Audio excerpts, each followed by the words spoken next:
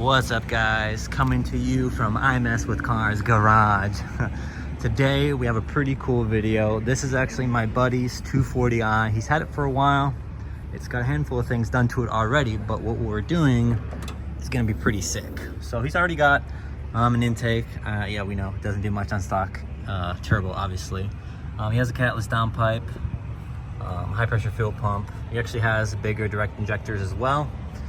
And we are going to be installing something, and let's show you what that is. So what we are installing is a Dynamic AutoWorks 6769 Ultra Flow. Yes, I know it's a mouthful, but it is a very good turbo. This turbo is actually a lot different from other hybrid turbos. It actually has a bigger exhaust manifold.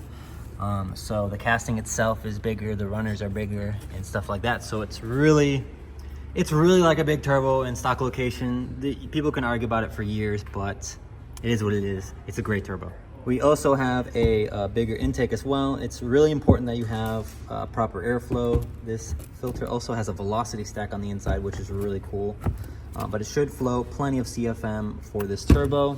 We also have a heat shield we're gonna throw on, and brand new oil drain lines, oil feed lines, all that type of stuff, gaskets, screws even. We don't want any headaches really today. And obviously new O-rings as well.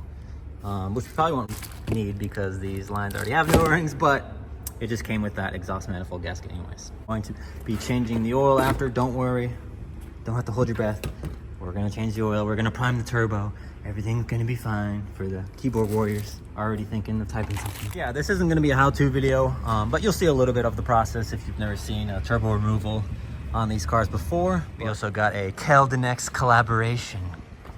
We got 3 monkeys on the job. Should be able to do it. Mo Curly and what's the other name? We are back. We've made some pretty good progress on getting this thing taken apart. Got the intake box out, getting the downpipe out. Most of the oil lines are taken down. I'm working on the top of the manifold, the studs or the bolts, you could say, the crush kind of bolts. And then I just got to take off the lower side of the charge pipe, get that out, yada yada. Turbo should be out pretty soon, within maybe like 30 minutes or so. All right, guys, this took a little longer than we thought. It started raining a few times. I also did something that kind of took longer than normal. I replaced the exhaust manifold stud. I think it should come off. We got all the lines, pulling lines off, coolant fin draining, catching it down there. The little bottom support bracket we had to take off a different way because, yeah, that's a long story in itself, but I think it should come off now. It's not coming off. Oh, there we go, guys. This is a little hard to do. This thing's heavy. All right. This thing's really freaking up. Yeah. I'm a weakling. All right, wake up. She's out. She's out. Oh, there we go. Come on, buddy. Got her out.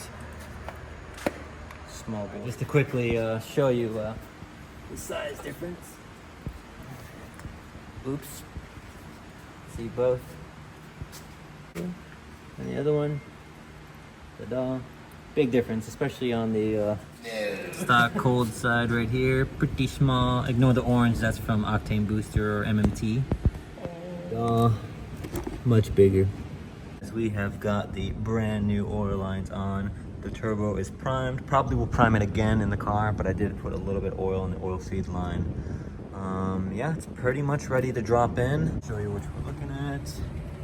Just have to prep a few things, like throw the new exhaust manifold gasket on and stuff like that. And but yeah, in a little bit, she's pretty much ready to drop in. We got her here. Hopefully she'll sit.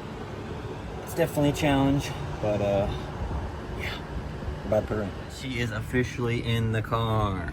Mounted up pretty good. Let's make sure it's really on this rail good, because if it's not, then you got a problem. You want to make sure it's very flush.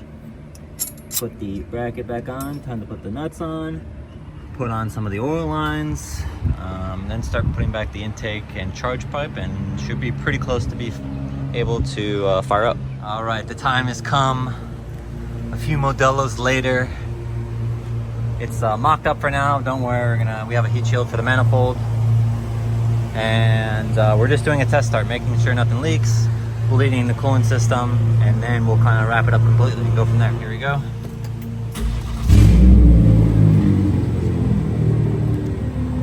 She's on.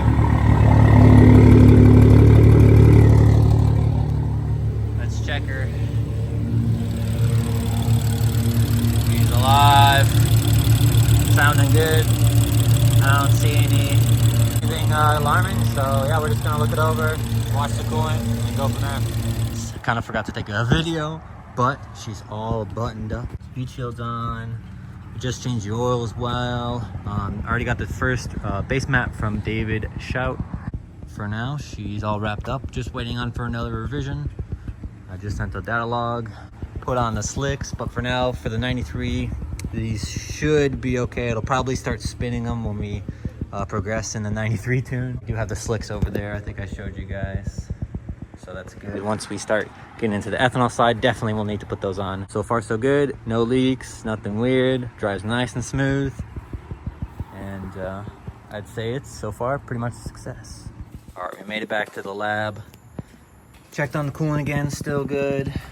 Switching out the Apex wheels for these Koenig hypergrams, I believe. But yeah, they got some Toyo RRs on them.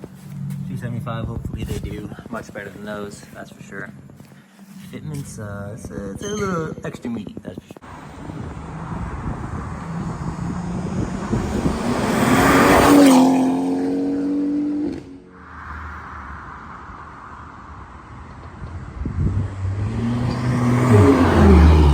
Alright guys, so tune is done, looks pretty good. She's on around 28 PSI, sometimes 29. But for the most part, it ended up pretty good. So we're gonna go take the danex for a ride. It should be around 650 or so, maybe a little bit more. It's also 94 degrees outside, guys. Keep in mind, 94 degrees. Yeah. The DA is like almost 3,000.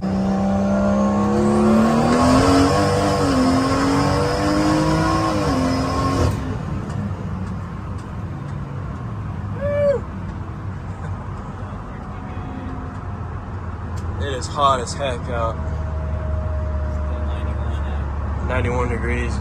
Blow the tires off when it gets under 70. Still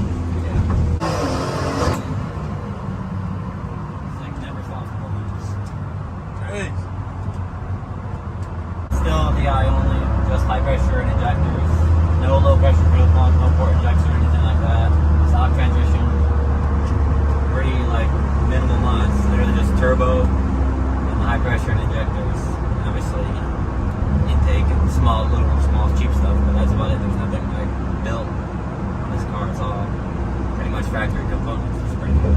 We got owner's reaction. It feels different when you're in the seat versus just sitting in it.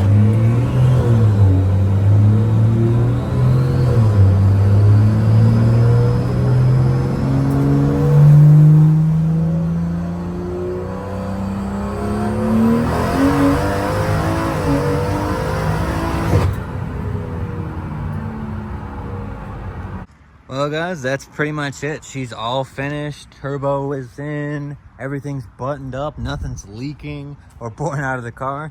I'd say that's a pretty good success for a basically weekend project. You know, took my time with it because it's my buddy's car. Really made sure everything was perfectly put on. Tunes dialed in great. It could be turned up a little more than 29 PSI, but honestly, for how this car runs and how light it is, that's probably about perfect. You know, maybe when Devin gets a built transmission or a HP70 swap and more fuel, where it's safely able to be turned up more, and you know, maybe, who knows, we'll shoot for over 700 wheel. That would be pretty wild in this car. But yeah, that's pretty much it, guys. Hopefully you like this video. If you want more kind of quick builds, I guess you could say this, because this was basically a 2-day project. Let me know down in the comments. Hopefully you enjoyed this video, and we'll see you next one.